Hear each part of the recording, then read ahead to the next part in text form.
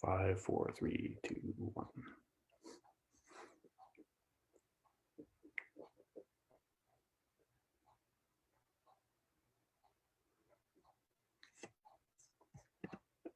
Okay. And we're live. And I'm going to try to pin myself here. There we are. So once again, hi everybody. Welcome to the first meeting of the Young Meditators group. So basically, this just started off as an effort between myself and a couple other Buddhist meditation instructors working with Carlton in order to offer something to the university and young adult crowd, mainly because this is a very stressful time. Even before, the pandemic, university was already a stressful environment with very high expectations and oftentimes very few resources to manage stress, manage workloads, and so on and so forth. And it's also been the case that there's not really been any sort of chaplaincy service available to students who come from more Buddhist or perhaps East Asian background. And so this was basically just conceived as an effort to give some sort of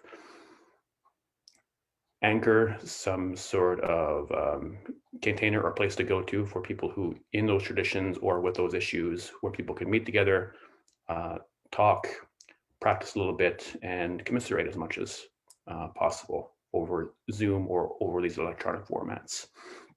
And eventually we're hoping that Carlton will reopen, everything else will reopen, and eventually we'll be able to see each other face to face. But for now, we're making do with what we can.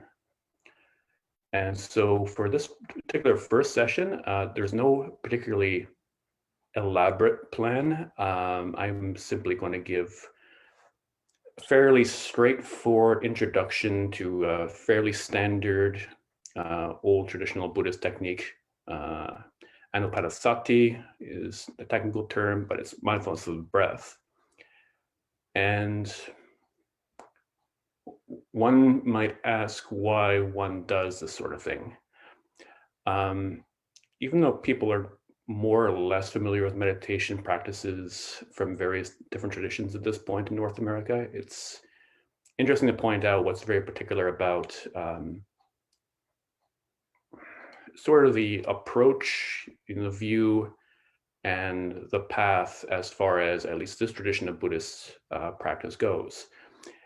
And one of the things which is often very helpful, I find, is clearing up misconceptions about what you're supposed to be doing or not doing during meditation practice. Because oftentimes, especially due to the influence of pop culture and so forth, it's often thought that the point of meditation is to make thoughts and feelings go away, I guess, is sort of the upshot. That there's this idea that thoughts are bad, feelings are bad, I'm being tortured by my thoughts, I'm being tortured by my feelings, and so there has to be some technique or technology which will just make that go away. And meditation seems like a better way of doing that than, alcohol, drugs, or whatever are normal sort of habitual pattern ways of trying to de-stress. That's not quite the view here. From this particular perspective, it's not that there's anything particularly wrong with us that has to be corrected or changed, but rather it's this form of meditation is more of a way of learning to calmly abide with one's own mind and develop a certain amount of ability just to sort of be present with where you are, how you are, and where you're at in a way which is informed by more gentleness, more curiosity, more openness, and with less of an emphasis upon trying to turn oneself into like a make work project, less of an emphasis upon trying to make yourself better and insert whatever version of better one wants into that. But the idea here is more that there's nothing fundamentally wrong about our beings. We have our problems, we have our hangups, we have our challenges in life. We all do. especially if we're kind of in that 18 to 39 age category. We have quite a lot of challenges thrown at us by our personal lives, by society, and so forth. But there's this idea that they're fundamentally at a sort of primordial level, there's like nothing wrong with us. Sorry, I'm going to switch my speakers.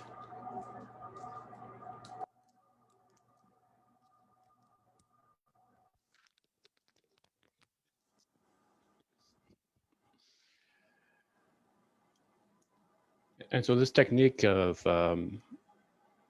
mindfulness of the breath, of shamatha practice or calm abiding practice, is very much about just like settling in, really. And when thoughts or feelings come up, as they should, because we have like functioning minds, we have functioning hearts, and we have lives, rather than trying to shove those things aside or suppress them or crush them or whatever else we might think is what we're supposed to do if we're being spiritual, we simply cultivate space for them.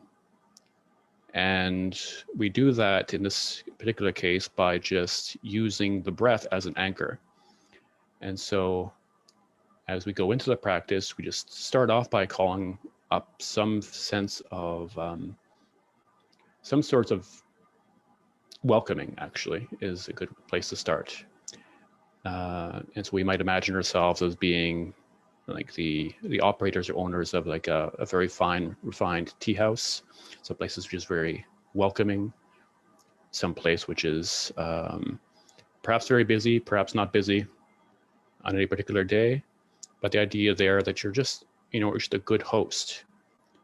And whatever comes through the door, whether it's a happy customer, an angry customer, somebody who's like talking a mile a minute, or somebody who's like very laconic, you're just there to accommodate them.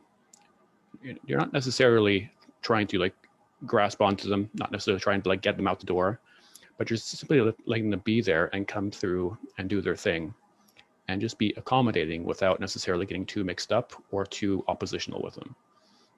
Does that make a vague amount of sense? I see at least one head nod, so that's a good start. And so as we go into the technique proper, we just start off with that sense of welcoming as our starting point before we do anything at all, right? Even before we get ourselves comfortable or find a good posture, we just like flash in that sense of welcoming and do our best to like go back to that as we're actually doing our practice. So we might actually just take a moment to do that right now.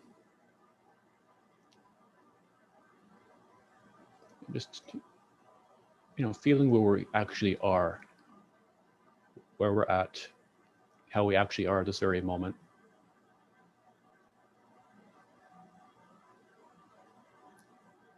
Maybe there's joy, maybe there's sadness,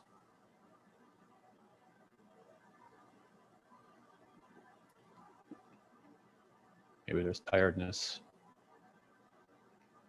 maybe there's pain, maybe there's pleasure.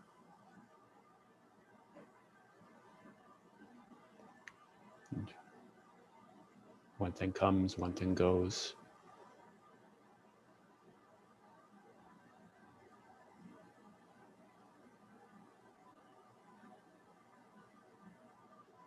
And as if each one of those little moments introduces themselves to us, you could just be friendly to those.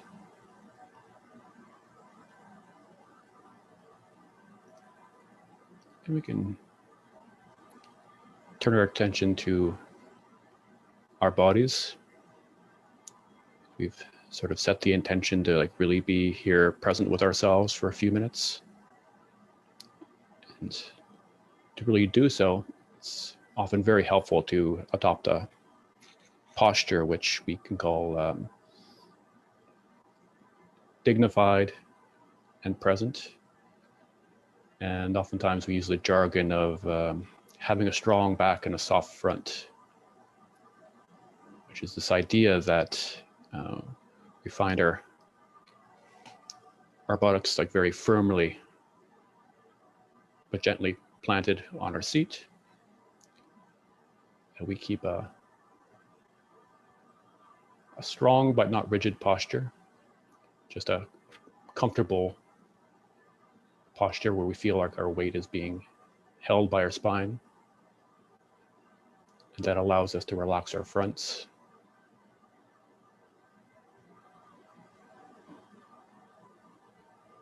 And hold in your mind the image of a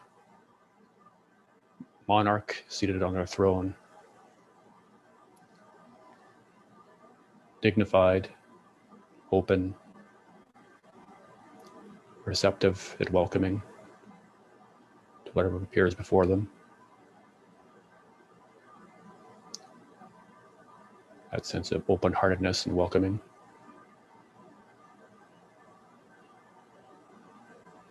But also just holding their seat.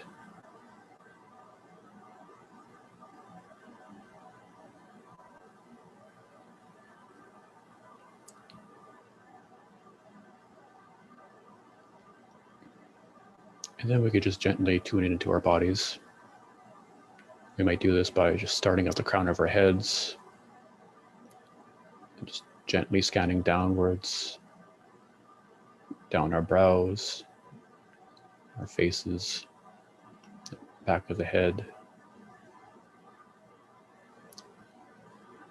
Simply noticing and acknowledging our skin, musculature. Just make our way down our necks and shoulders, down our torso and back, to our arms. Arms can be placed folded gently in our laps, or just placed gently on our thighs. As we make our way down our hips, buttocks and legs.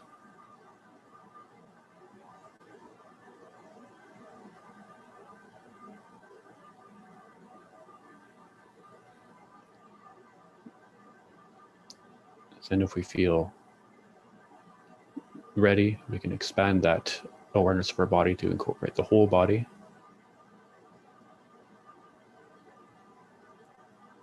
Just that gentle sense of knowing that we are here.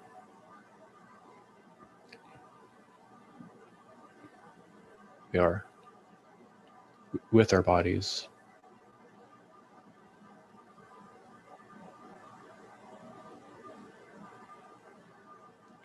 That our bodies are supporting us, holding our minds, holding our hearts, emotions, our thoughts.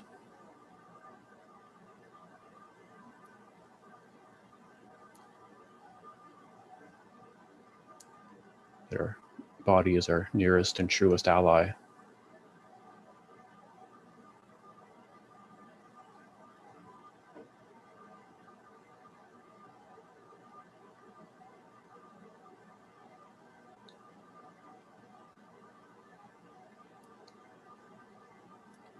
And eventually we can turn our minds to noticing that our bodies are breathing.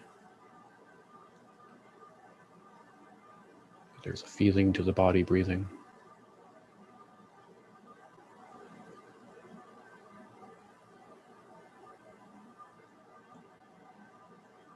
This is a feeling of life, of simple living.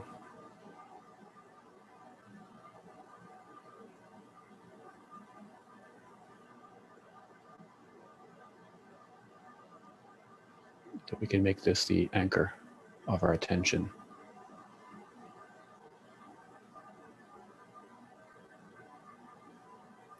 And just be with the body breathing.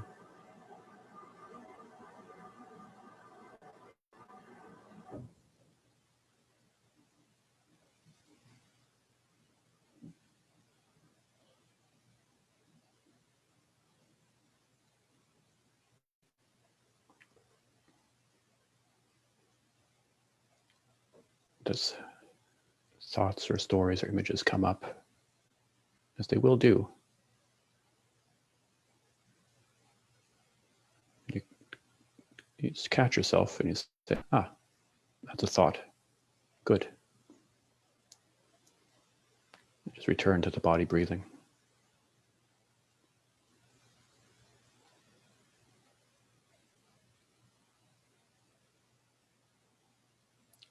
Every time you come back, it's an opportunity to settle in ever more deeply.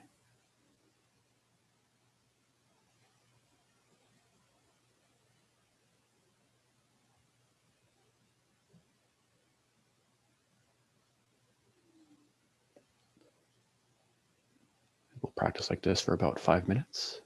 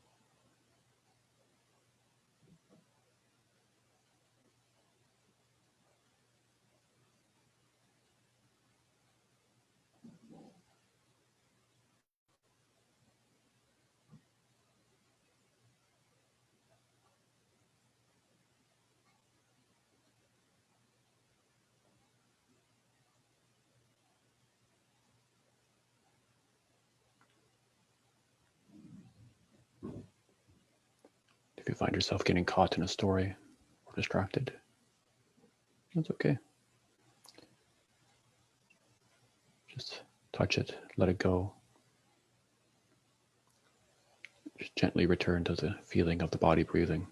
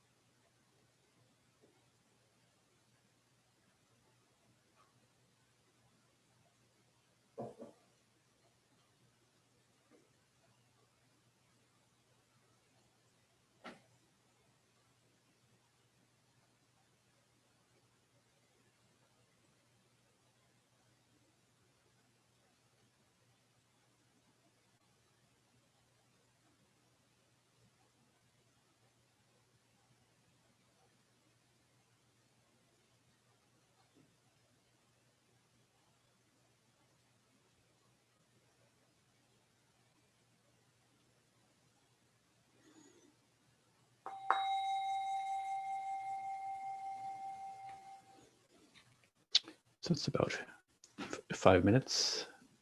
Take a brief break just to stretch out and maybe reflect upon our experience thus far. It's usually helpful to talk about whatever we're doing, whatever we think we're doing, whatever we think we're doing. 5 minutes is usually good taste for people to get an experience of what's going on with their own minds. So how was that for people?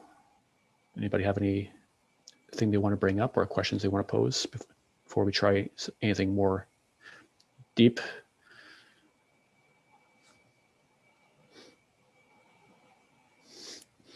There's people making faces. You could also type something in the chat box if you don't want to, if you don't want to pipe up. Otherwise, one thing, by the way, hi, my name is Colin Cordner.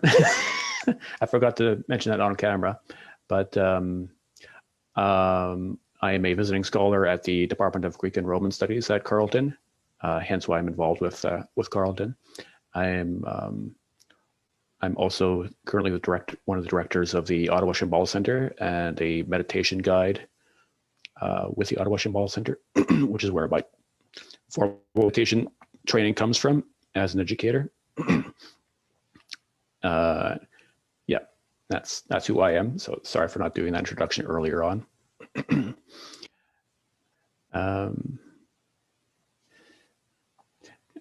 there are no real formal questions, then I can just talk a little bit more about the technicalities of a theory about what we're doing and why we're doing it. Does that sound good? Okay, I guess they had not. That's a positive sign. So I think I mentioned towards the beginning, hopefully on camera, that this is a category of Buddhist meditation practice called Shamatha, which is literally the translation is something like calm abiding, is a pretty close translation. And as the name suggests, it really is about just cultivating a state of like simplicity and just being in a very basic sense. And we do this primarily just because we actually have a very difficult time doing that. It's apparently always been a problem. I mean, it's 2,500 years, it seems to be a problem, but it's gotten particularly acute in this day and age, in this particular society, that just being calmly without trying to do something to the world, to ourselves, or to each other is extremely difficult for us. It goes so contrary to our habitual patterns and the patterns which constantly get reinforced around us that we actually do, it's recognized that we have to do and make a special effort to not do anything. And oftentimes, at least definitely with my experience, and this is an ongoing thing from an experienced meditator, is that when I am sitting, I still often feel as if I am supposed to be doing something. And so even when I'm formally doing something, which is literally not about doing anything, I'm still trying to do something, right? You may have had that experience if any sort of experience meditating. And we do this to the extent, or I do this to the extent that I'm trying to do something with my meditation. That meditation is a thing that I'm supposed to be doing, rather than this sort of like, it's hard to put into words. It's like a doing by non-doing, right? You're just like literally sitting there. You're just literally just like tuning in to the basic fact of your existence, and just being utterly accepting of the fact that you exist as you are at the particular moment, without clinging on to any of the thoughts, feelings, storylines, energies which kind of gotten stirred up over the course of the day or a lifetime. And it's difficult. It is actually very difficult. And so we have practices in this tradition of Shamatha, which are basically about helping us to actually cultivate that level of simplicity, that level of being okay with ourselves, which we actually sometimes at a very deep level completely lack. being okay with ourselves is not something which our society really mentions. It's a possibility, really. Even if we give lip service to it, it tends to not be how we actually act, right? And so using practices like this to just like anchor ourselves in our bodies, in our actual experience with like a very light and open-hearted touch is actually quite helpful to us. You can think of it as a way of giving ourselves enough space to like actually relax, not in a kind of flop on the couch with a beer and a bag of potato chips sort of way, but in the sense of like letting these layers and layers of guardedness that are written into our bodies, into our minds, just like unfurl slightly, just to like not try to be anything, but just like allow ourselves to be purely, simply, right? Which is a credible act of kindness that we can give to ourselves. And there's also this sense that if we can actually begin to do that with ourselves, we're more likely to be able to do that with others in actual fact, and not just in, in words. I find that's often the case, actually. The more you're able to, I find that the more that I'm able to not try to make some kind of project out of myself or my mind or my thoughts or my whatever, my 12 jobs, the more likely is that I will catch myself and just like let go before starting to judge other people and create all those barriers which we reflexively create all the time. And as far as this particular group goes, this is just supposed to be a forum for which people at Carleton or people in the kind of high school, college, university age group can actually come together and talk about the very particular problems which come up for this particular demographic, because the challenges are pretty big. Nobody looks particularly confused by anything I just said. So I'm taking that as a good sign. But if you are particularly confused by anything I just said, just like definitely just like tell me. It's perfectly okay. You can either use the chat or you can just like unmute yourself.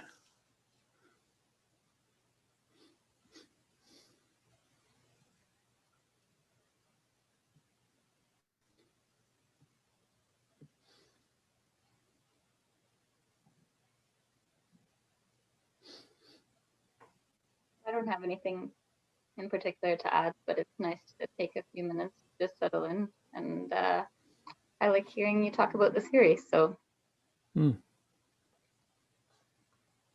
Awesome. Thank you. I'll take good feedback. Oh, one other thing which I didn't point out because I didn't want to get too technical right off the bat is that one can do this practice either with eyes open or eyes closed. There are various reasons why you might want to do one versus the other, but if you're just starting off and you're just beginning, it's okay to do it either way.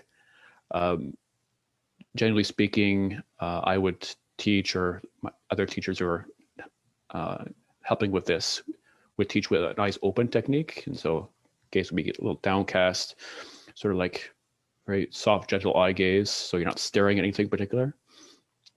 And we would usually teach that way because it makes it easier to transition from like sitting and doing some sort of formal meditation practice to getting up and actually being in the world again.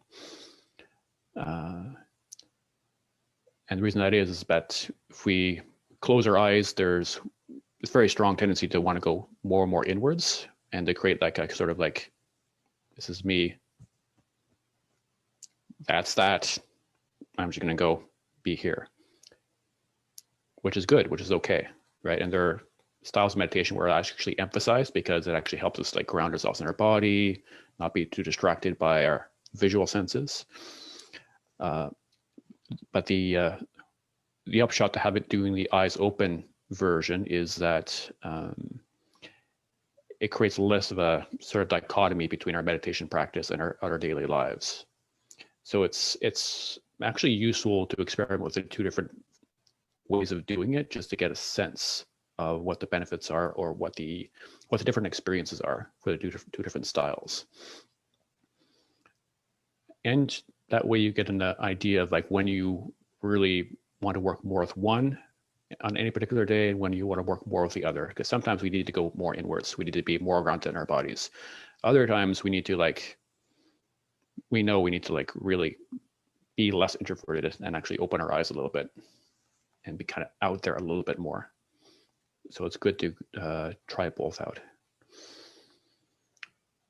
Do we want to go for like another 10-minute spell? A little bit less guided, but I'll chime in every once in a while. I see some head nods. Okay, good. So I'll gong us in. So we can just, take our seats again. Once again, seating ourselves like a dignified monarch, open-hearted, confident, receptive. That sense of welcoming.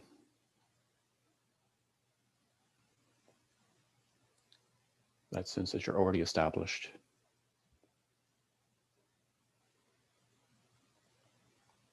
You are already on your throne, and there's nothing else to do, really, besides just receive whatever comes.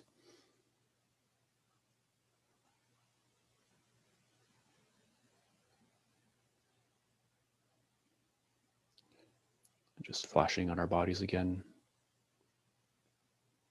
bringing our awareness to our bodies.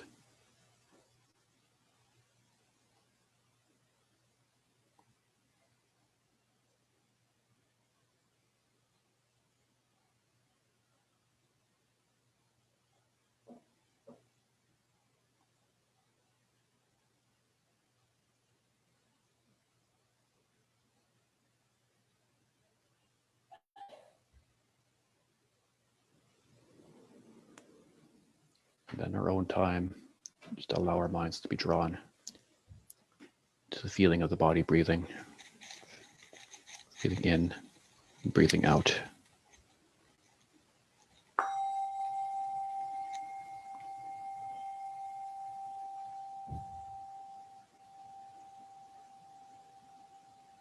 We'll do this for about 10 minutes.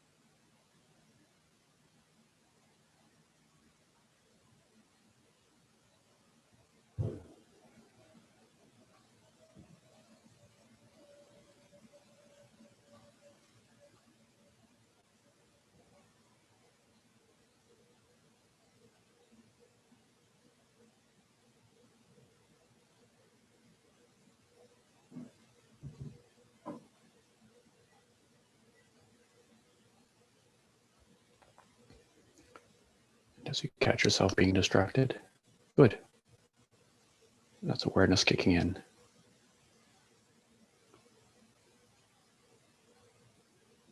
You just return gently to the awareness of the body breathing.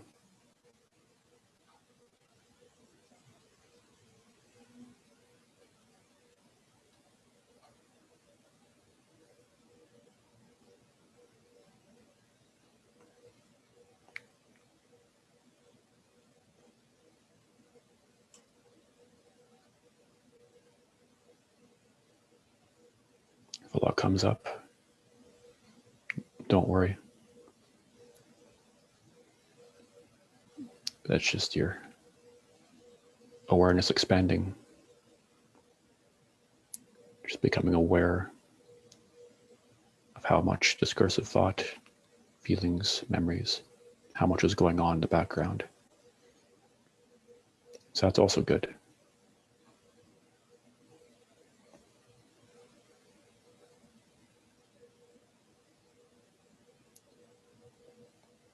You can just settle in deeper.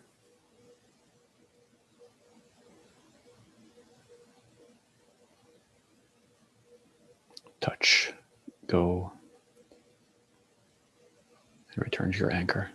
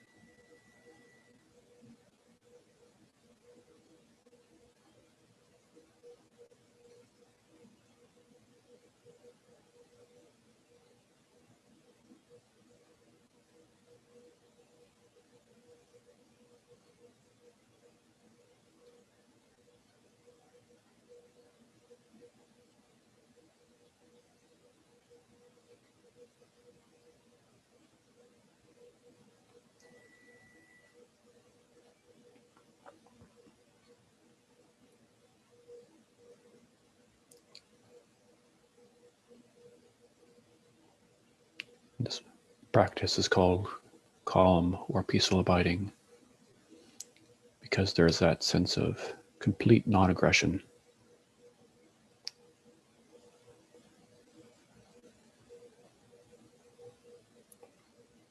We're just cultivating that sense of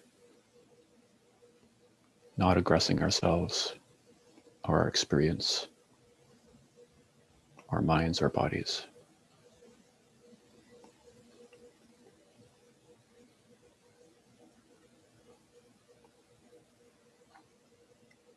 Relearning just how to be.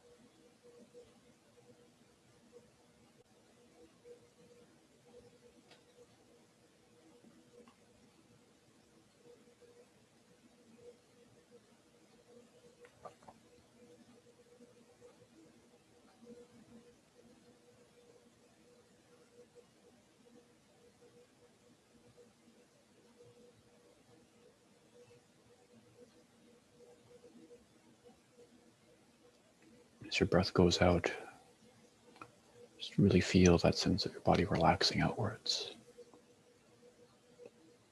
That sense of ah.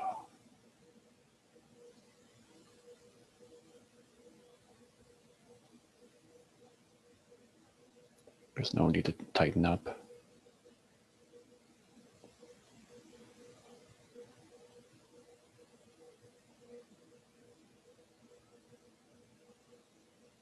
It could just be.